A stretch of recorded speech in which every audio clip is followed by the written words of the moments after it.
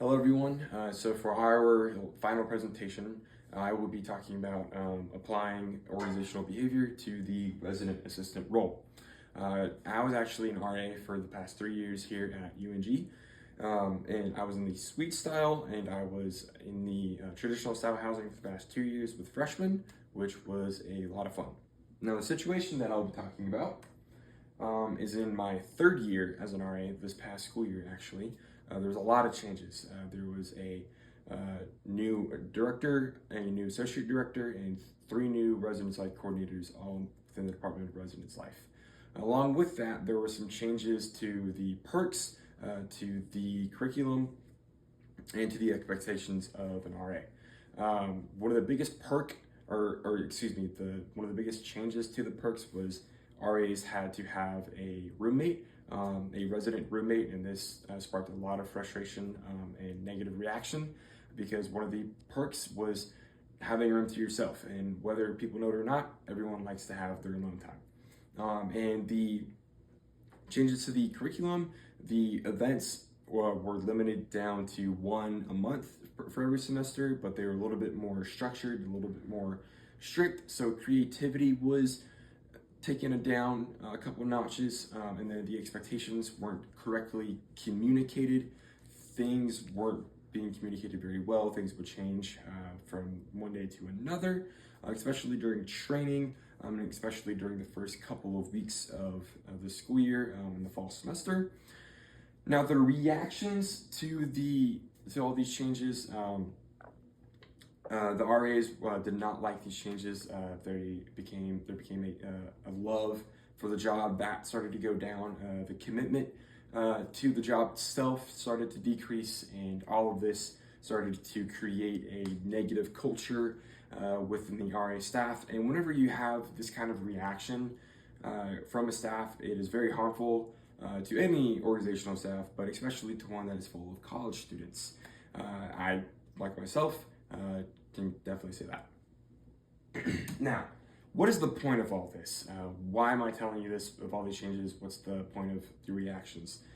That is the point. All of the reactions and the opinions of the RAs, that is what matters to the situation.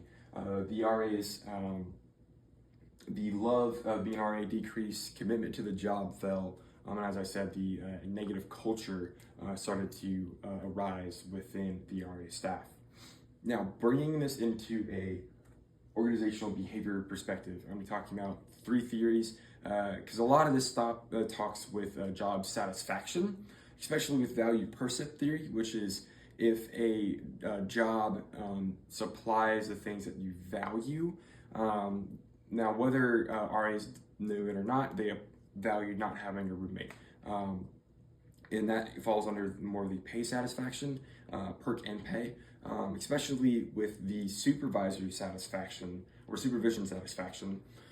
The communication not being driven well from the leadership created a somewhat of a bad relationship between the RAs and their supervisors. And the job characteristics model, which is describing the characteristics of intrinsically satisfying jobs or roles. And this kind of falls under the meaningfulness of the RA role, whether or not you're making an impact. This goes along with the job characteristics theory and the RA role.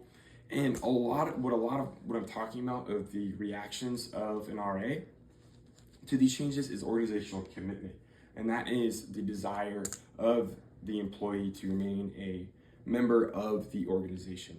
A lot of the reactions and the opinions of the changes that were being put into the RA role, this kind of goes along with effective commitment, which is the emotional attachment or the emotional commitment to the job. The love for the RA role and to do the job started to decrease, as I've said. Now, how this could have helped if myself and other RAs knew about these organizational behavior topics. I really think that the value percept theory would have reminded us what we actually valued.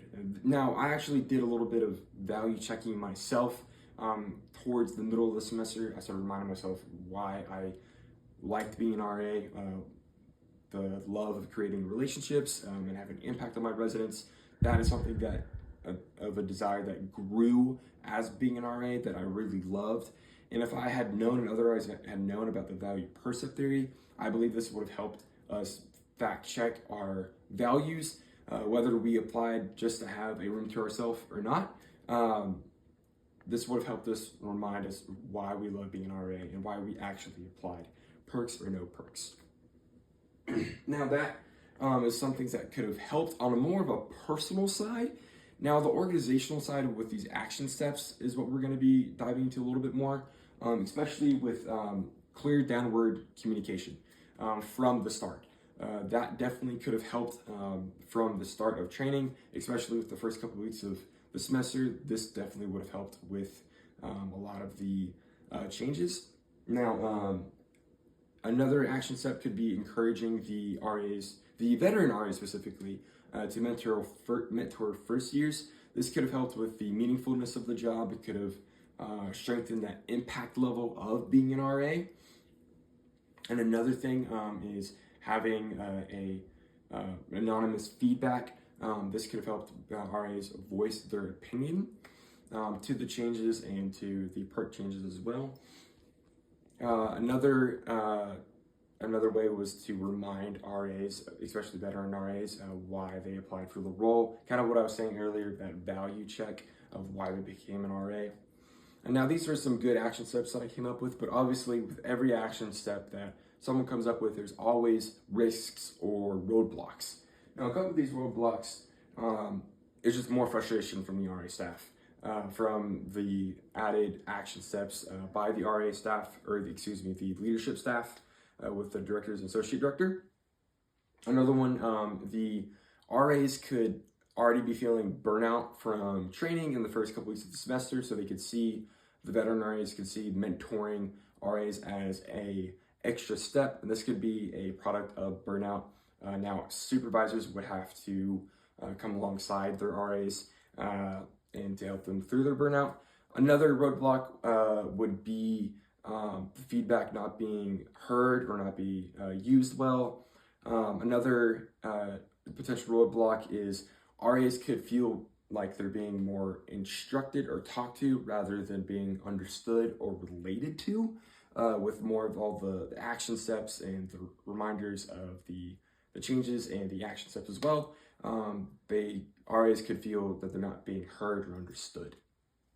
Now, with all that being said, this was a difficult situation. However, being an RA is very fulfilling. It is very fun. I have appreciated it so much, and I definitely recommend anybody at UNG to become an RA. And thank you very much.